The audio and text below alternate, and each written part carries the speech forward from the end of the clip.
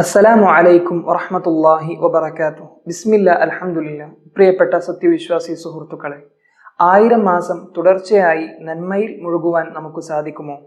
എന്നാൽ വിശുദ്ധ റമളാനിലെ ലൈലത്തുൽ ഖദറിന്റെ രാവിൽ നന്മ ചെയ്യുക എന്നുള്ളത് 1000 മാസം തുടർച്ചയായി നന്മ ചെയ്യുന്നതിനേക്കാൾ ഉത്തമമാണ്. അല്ലാഹു സുബ്ഹാനഹു വ തആല പറയുന്നതായിട്ട് നമുക്ക് കാണാം, ലൈലത്തുൽ ഖദരി ഖൈറും മിൻ അൽഫി ശഹർ. 1000 മാസത്തേക്കാൾ ഉത്തമമാണ് ആ രാവ് എന്നുള്ളത്. മാത്രമല്ല, അതിലുള്ള നമസ്കാരം, മൻ ഖാമ ലൈലത്തുൽ ഖദ്രി ഈമാനൻ വഹ്തിസാബൻ ഗുഫിറ ലഹു മാ തഖദ്ദമ മിൻ ദംബിഹി.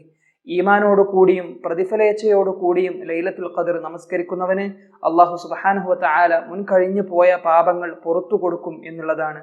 അതുകൊണ്ട് ആ ഒരു ദിനരാത്രങ്ങളെ നമസ്കാരം കൊണ്ടും സൽക്കർമ്മങ്ങൾ കൊണ്ടും നാം പ്രയോജനപ്പെടുത്തുക. അല്ലാഹു സുബ്ഹാനഹു വ തആല സൽക്കർമ്മങ്ങൾ ചെയ്യുന്നവരുടെ കൂട്ടത്തിൽ നമ്മളെ ഉൾപ്പെടുത്തുമാറാവട്ടെ.